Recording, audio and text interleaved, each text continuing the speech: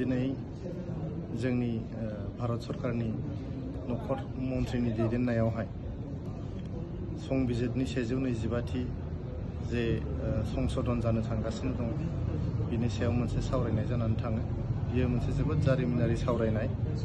जारिमिनारि बेनि थाखायनो गिबि खेबनि थाखाय जोंनि सा सानजा भारतनि 10था 6थि फारिलाइयाव थानाय काउन्सिलफोरनि जेसेबां सिटफोर दङ बिथांमोनखौ लानानै दिनैनि बे मेला जानानै थाङो आरो बे मेला जोबोद माने फ्रुटफुल, जोबोद मिनिंफुल आरो इफेक्टिभ मोनसे मिटिं जानानै थाङो। बे मेलावनो मोनसे थांखि लानाय जायो जे 125थि जे जोंनि भारतनि संबिजिरखौ सोदांनो थांगासिनो दङ।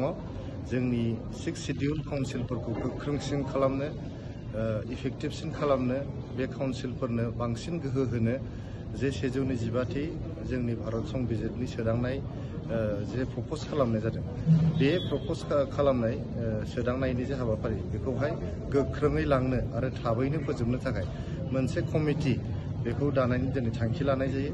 बे थांखिखौ सासे मिनिस्टार अफ स्टेट हम दैदेनगोन, लोगोसे जइन्ट सेक्रेटारि सानै बेवहाय मेम्बार थागोन।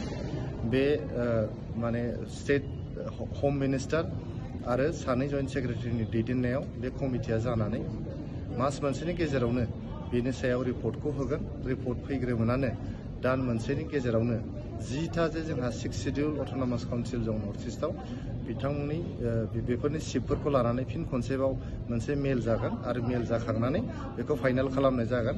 फाइनाल खालामखांनानै फैगौ जे जोंहा पार्लियामेन्ट सेसन दङ, बे पार्लियामेन्ट सेसनावनो बेखौ पास खालामगोन होननानै जोंनि भारतनि नखर मन्थ्रि मानगोनां अमित शाह बिथाङा दिनै थांखि माने दैखाङो आरो बयनोबो बे एसुरेन्सखौ होनानै दिनैनि मेला जोबनानै थाङो। बेनि थाखायनो जोङो दिनै भारत हादरनि जोंनि जे गाहाय मन्थ्रि नरेन्द्र मदि बिथांखौ जोङो गोजोननाय होदों, बिथांनो जोङो थेंक इउ होदों। बिथांनि दैदेननायावनो दिनै जोंनि बर' माहारिनि जेंना जेंगोनाफ्रा माने जोबस्रांनो थांगासिनो दङ। जोंनि बिटिआर काउन्सिलनि गोबां जेंना जेंगोना बियो जोबनो थांगासिनो दङ आरो जोंनि बिटिआरजों लोगोसे 10था जे जोंहा 6 शिडिउल काउन्सिल दङ बिसोरो गोबांसिन गोहो मोननो थांगासिनो दङ। डाइरेक्ट फाइनान्सिं बिथांमोना मोननो थांगासिनो दङ। दा गोबां बेबायदिनो बेनिफिट मोननो थांगासिनो नैबे माने संबिजिरनि 125थि सोदांनायनि गेजेरजों। बेनि थाखायनो जोङो गोसो गोरबोनिफ्राय जोंनि भारतनि गाहाय मन्थ्रि नरेन्द्र मदि बिथांखौहाय गोजोननाय बावहरदों।